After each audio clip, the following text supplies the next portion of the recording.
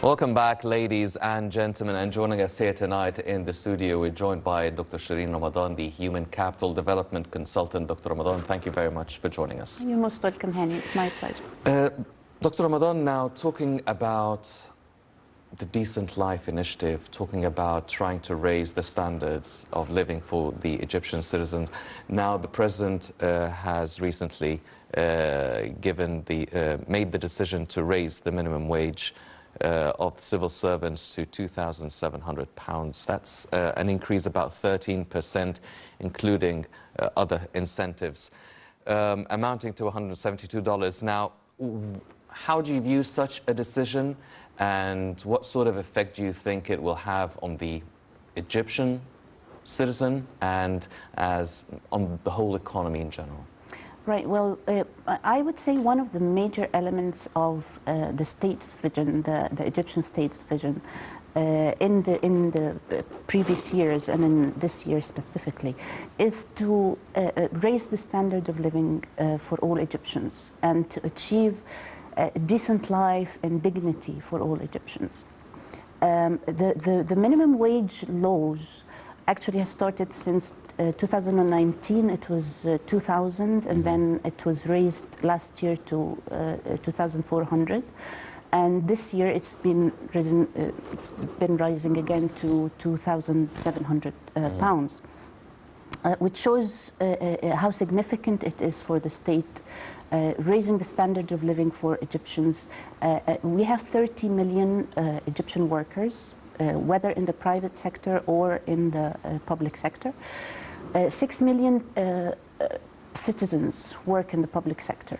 And this minimum wage is going to be for the public sector, and also we are last year we were trying to enforce the law of 2,400 Egyptian pounds as a minimum wage for even the private sector. Mm-hmm.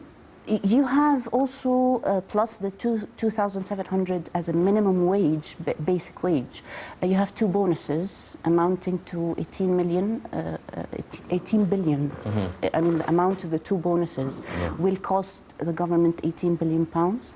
And the first bonus will be given to those who are addressed by the civil service law. And the second, which is going to be 7%. Mm-hmm. The second bonus will be 13%, and it's going to be for those who are not addressed by the civil service law. And this is because the people who were not addressed by the civil service law were not subjected to other bonuses and raises that were happening in the past. Mm-hmm. So it definitely shows how the state is really concerned of raising the standard of living for Egyptians, especially with the rising prices and the pandemic and everything else. Yes. Well, and does that also include the pensions and the pensioners? Well, no, that's not for the pensioners. This is for the people who are already in service, who are already the Egyptian workers, whether in the private sector or in the public sector. Yes. Well, you spoke of the inflation and the soaring prices. Now, how can the government try and balance between raising the minimum wage and at the same time the pace of the soaring prices and the inflation? How can you actually try and find some sort of a balance so it is satisfactory for both the citizens, the workers, and also the investors and the producers? It is it's a very difficult task. You know, the inflation has been a problem that is being faced by the whole world, especially after the pandemic. And it's a financial situation that is being handled by central banks and by governments. In order to close the gap completely between the prices and between the incomes of people is quite difficult, and governments are working on that. But the first step is, when we're talking raising the minimum wages. You know, the minimum wage is the lowest wage that is allowed to be paid by any organization, whether public or private, in the country. It's basically meant for blue collars and for people who are at the very entry level of their career. So it's just basically to try and close the gap a little bit between the people in society, to try to achieve equality a little bit, because when you start at a wage that is below the minimum wage, which cannot even sustain a decent life for you, even if you're an entry level or even if you're a worker or a blue collar, make it very difficult to reach the point where you can raise your salary to become in the middle class and to try to develop yourself in the future. So having the minimum wages, which is, as I mentioned, the lowest wage that is allowed to be paid to any worker, no matter what their job is, makes it kind of like a stepping stone, or like the first step towards kind of bridging the gaps between levels of society. Yes. Well, Dr. Ramadan, you're an expert in human capital development. Now, this decision to raise the minimum wage to £2,700, what sort of effect did it have over the past week or so on the human capital that you've been dealing with? Right. Well, this initiative is being discussed and it's going to be effective in next July. 2022. What we are working on now is actually still enforcing the 2.4, which is 2,400 Egyptian pounds monthly minimum lowest wage. And the government is still discussing with, some organizations have had petitions that they're not able to fulfill this, and these things are still being discussed. That's why by the time the new fiscal year, the new budget comes out in July, and we start enforcing the 2.7, we would be finished with enforcing the 2.4. To find the actual effect on human capital, I believe it's very difficult to tell, because as I mentioned, it's still going to be enforced in July. This is the first step. The second step is this, as I mentioned, the lowest wage. It's going it's for people who are still being hired, who are entry level, like fresh graduates. Definitely it will have a huge impact on the workers level, on the blue collars, because as I mentioned, if we look at the private sector, for example, when you look at the very, very first entry level of white collars employees and workers, you'll find a huge gap between even the lowest white collar and the workers and the blue collars. Yes. And that's closing and bridging this gap was very important, because there was a huge gap. People were not even able to sustain a suitable, decent life with their income.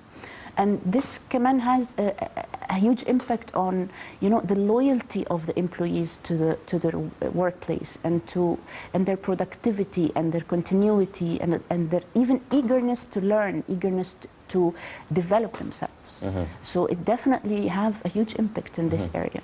Does it also have an impact on the workplace? Does it have an impact on the institutions, on the NGOs, on the public sector, the private sector? Does it have some sort of an effect on the institutions and the workplace? Of course. Well, let's say what we want to achieve eventually is the positive effect, which is the loyalty of the employees, which will then reflect on their productivity and their eagerness to give more, to develop themselves, which will reflect on the organization, of course. But this change will definitely have a kind of a burden on the organizations and even on the government, the public sector. Because as I mentioned, the bonuses alone is £18 billion. Having to raise the minimum income, that's why we are still in the process of discussing our new budget for 2022-23, because you have to discuss your debt burden, you have to discuss your investments, and that's also why we have been doing all these investments in all these mega projects that willing to try and have the enough income or the enough resources to be able to finance this. So it is going to be a burden on organizations to be able to fulfill that. But on the other hand, it will reflect on the productivity of the organization. So it's going to take a little bit of time until this balance, we reach this balance. Well, the Decent Life Initiative works on many aspects of improving many aspects of life for the Egyptians. Now, one of those aspects is the housing aspect, and there's been a lot of effort exerted in developing the housing sector, and now payments can be extended for over 30 years, which is the first time in Egyptian history. Yes, yes. Now, what does this do for not just the Egyptian citizen, but the planning of life? Because 30 years is a lifetime, and it creates some sort of a favorable amount of payment over 30 years. Well, allow me first to say that we have been always mentioning our human capital. We are over 100 million, around 102 million citizens.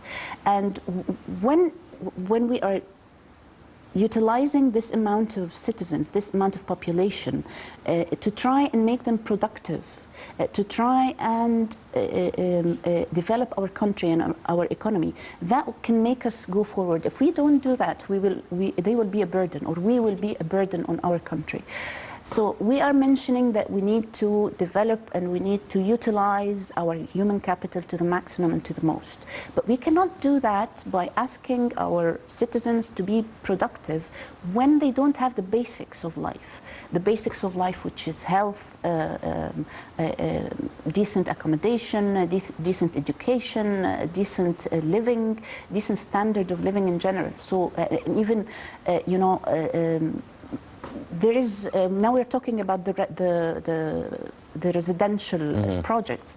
So this is one of the steps. Allow me first to say the Decent Life Initiative. It started in 2019 as an initiative by the President Abdel Fattah el-Sisi, and then it became a national project in 2021-22. And it has four major aspects. The first aspect is developing and enhancing all the infrastructural services, the quality of all the infrastructural services. The second thing is building the Egyptian citizen, which is kind of the major part that we're talking about. Building the Egyptian citizen in terms of health, in terms of education, in terms of housing, as we mentioned, even youth, taking care of the sports and youth centers and cultural centers, and so taking care of the body, the mind, and the dignity of the Egyptian person. And the third part is the social part, and the fourth part is the economic development, which is going to be a result for the whole project. So the housing part is part of the social services that we try to give the Egyptian citizen. Is if you don't live in a decent place, if you don't have a decent place to live, you won't be able to go to work and become productive. And as we all know, that it's very difficult for youth to be able to buy flats, and even rent with the minimum wages at the start of their career is very difficult. So having this initiative, it definitely changes, especially that you're giving them a decent housing units and decent residential units. It will definitely make a huge difference in the paradigm of the Egyptian person. They will be brought up in decent, clean places, affordable. It will change their dignity. It will make them feel good about themselves, make them even patriotic more. They will love their country more. They will be able to, the loyalty for their country. It's so different from them living in very poor life conditions, which result in poor health conditions, etc., etc. Well, some of these aspects of the Decent Life Initiative, as you've mentioned, were the basic needs, the housing, the residential areas, the sanitation, the infrastructure. Now, this initiative was an idea that started off in 2019, so it's a relatively young initiative. How far do you think we've come over those 3 years, for instance, in this initiative? Huge progress. Allow me first to speak about the infrastructural projects or programs that has been happening. We have 3 major areas, or maybe 4 major areas, that were a problem in the villages of Egypt. The sewage, no natural gas, even water supply. It was available, but sometimes available. There's no sustainability in the service. So what happened is the sewage, for example, we have 217 villages only that has sewage facilities, sewage networks. The rest, first of all, the 2017 villages have branches and other lands and stuff that were not planned or not officially planned, around 10,000 places that don't have sewage facilities. And this is according to the Prime Minister. And we have other 1,142 villages that has no sewage. So the plan was, you know how the infrastructure program is been done on phases. We are in phase 1 now, and in phase 1 the plan is to have sewage in 100% of the Egyptian villages, the whole 1,400 villages. So by the end of phase 1, it's going to be done for the whole, for all the Egyptian villages, 100%. We'll be having sewage treatment facilities, new sewage treatment facilities. Allow me to give you some numbers regarding this. Now, 82 of the Egyptian villages has no proper sewage facilities. As I mentioned, 217 villages only has the sewage. So we have 130 sewage treatment plants with a capacity of more than 2 million cubic meters of treatment daily. That's going to be happening by the end of phase 1, which is 22-23. Yes. The year 22-23. So this is a huge progress from 2019. Let alone that in 2019 the program was not as vast. It was an initiative to try and enhance the Egyptian villages. But now it's going very rapidly, and so if this is, we're talking sewage only. Let's talk about the water supply. As I mentioned, the water supply is available in all villages, but it's not sustainable, it's not all the time. Now we are going to be adding 51 new water treatment plants. We are going to replace and renew 3,000 kilometers of old pipes, because you know they were old and they need renewal. And this is all phase 1, by the way. This is what all these numbers are phase 1. Natural gas, 4 million housing units are going to have natural gas. We only have 59 out of the 1,413 villages. Only 59 villages has natural gas. By the end of phase 1, 100% will be having, 4 million housing units will be having natural gas. Yes. We have 16,000 kilometers of natural gas networks will be installed by the end of phase 1 as well. So as I mentioned, so we have came a long way since in the past 2 years, which is we have been working very rapidly, especially in the infrastructural projects. Yes. Well, we're seeing a lot of international recognition of the achievements of the Decent Life Initiative and the whole economic process taking place in Egypt. I mean, quite recently meeting with the US delegation from the Senate, also the UN, many foreign countries, many members of the international community are really praising the development and the process taking place in Egypt, especially the Decent Life Initiative. Does this have an effect economically on investments, on financial aid, on developmental cooperation between Egypt and these international institutions or the entities or countries individually? Of course, because you know any country is being rated economically, is being rated politically based on its performance. They take into account when they rate the country the rate of stability, the income of individuals, the political situation. They take in consideration all these aspects. And to be honest, you know, Of course, in the past there were a lot of developmental projects or programs, but they were kind of separate and not inclusive. It was due to a lot of things, whether due to the political situation, whether due to the economic situation, or the capability of the Egyptian state for the budget having or the ability to achieve these projects. But at the end of the day, all the developmental projects were kind of separated from each other. But what you see here, especially in the Decent Life program, is the inclusive vision of developing Egypt, developing the human being, developing the infrastructure. Well, you know, the country and the citizens, you cannot separate both.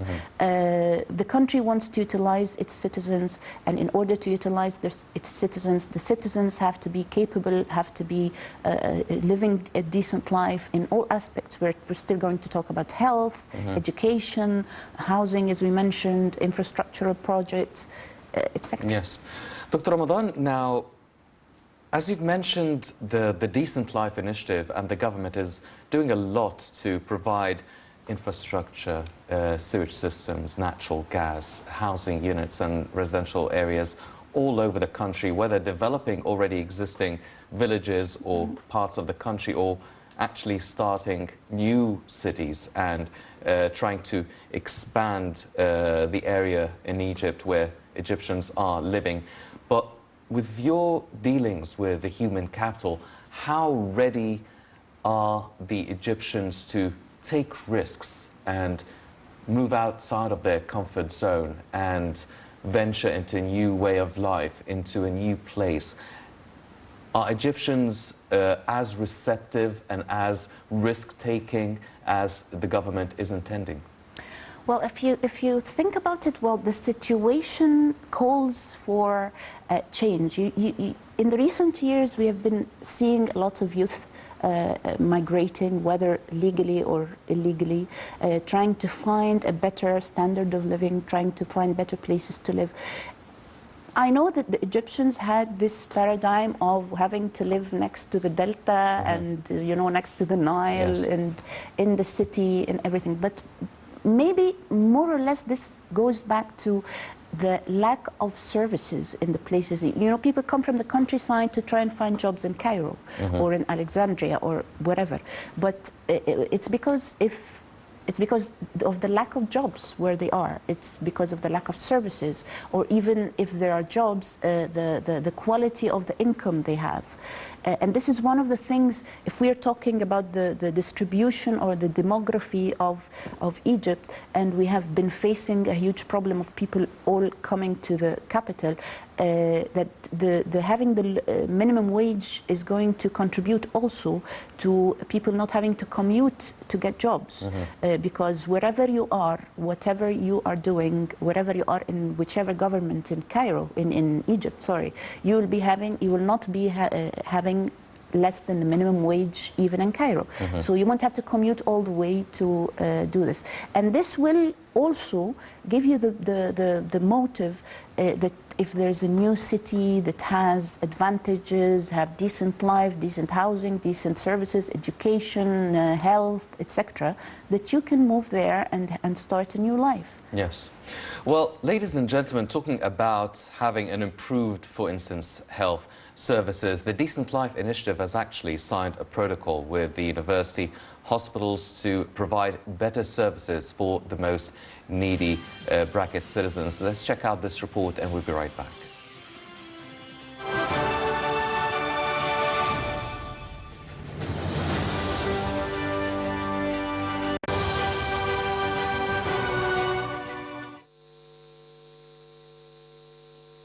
The Decent Life Foundation signed a cooperation protocol on Wednesday with the Supreme Council of University Hospitals to unify efforts of improving health services for rural communities. The protocol was signed by the Minister of Health and Higher Education, Hossein Abdel Ghaffar, and Nada Dumyati, the head of the medical sector of the Decent Life Initiative. It dictates financial support for the project to enhance social protection for the neediest families. It also aims to alleviate the pressure of the pandemic on people in the countryside. According to the protocol, all hospitals and units affiliated with the Supreme Council of University Hospitals will provide free medical services for cases referred by Haya Karima or Decent Life initiative across the country. The protocol also facilitates logistics, volunteers and coordination with town councils. Meanwhile, Decent Life Program Manager at the Ministry of Local Development, Wale Gad Karim, said 475 projects worth 1.6 billion Egyptian pounds have been identified as priority ones, as those are markets, public transport stations and firefighting units. She pointed out that 96% of land plots required by the whole initiative have been made available by the concerned government entities. Hence, Decent Life has now acquired about 4,812 land plots and awaits receiving 196 others. The official highlighted that 331 civil service complexes are being introduced through the initiative, so inhabitants of the countryside will not have to travel to cities to procure documents. The budget allocated to the entire initiative is 700 billion Egyptian pounds, and the number of beneficiaries is 58 million people dwelling in 4,500 villages.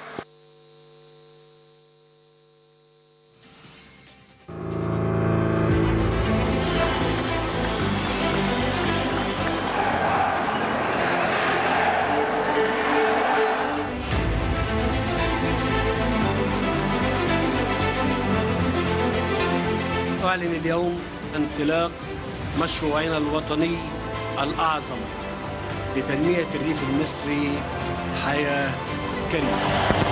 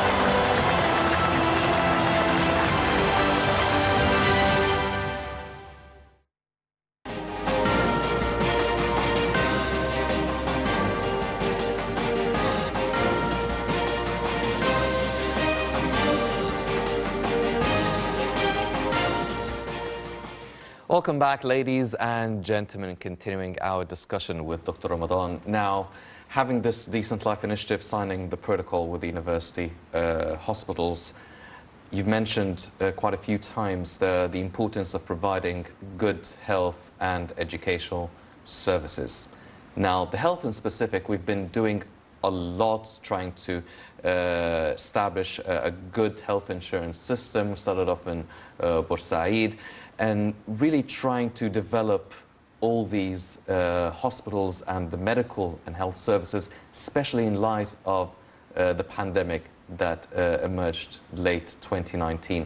How far do you think we've come, and what is already being done, signing such a protocol? What does it do for the health services? Right, well, allow me first to say that you know, Adam Smith mentioned in his book, because the importance of human capital has started in the 18th century.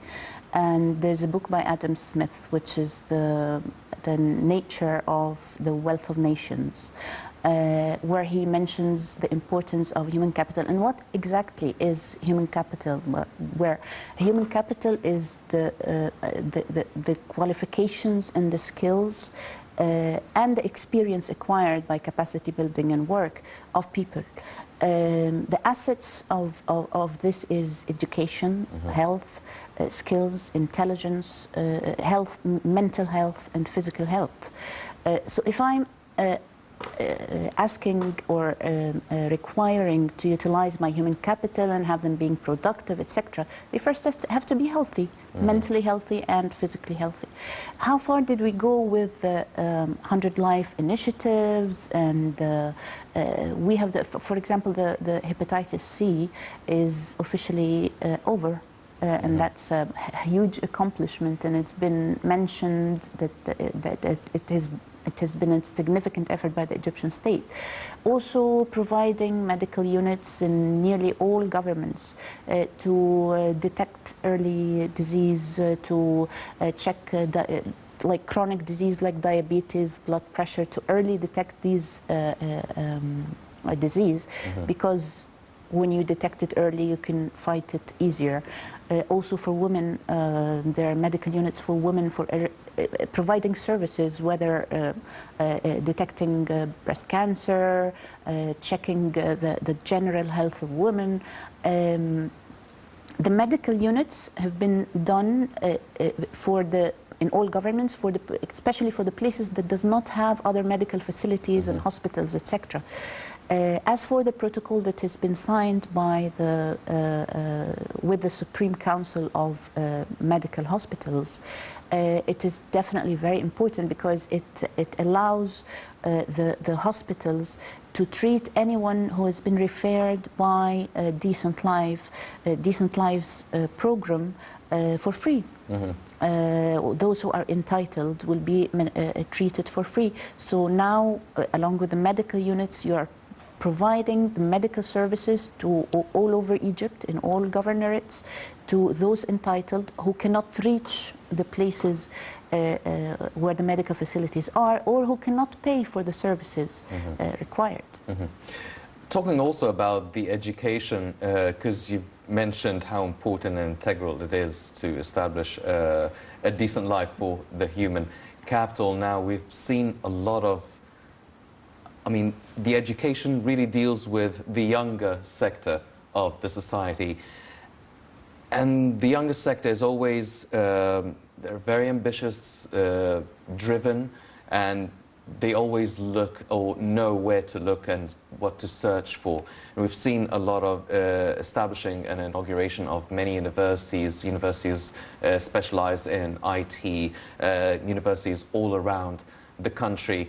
But there's something that you've mentioned off air, which is another aspect of the decent life, which is not just all the things that we've been talking about, but making sure we have high-speed internet, the fiber networks, all this sort of new age infrastructure, if we may call it, that the government and the Decent Life Initiative is taking care of. Can you shed more light on that? Yes, of course.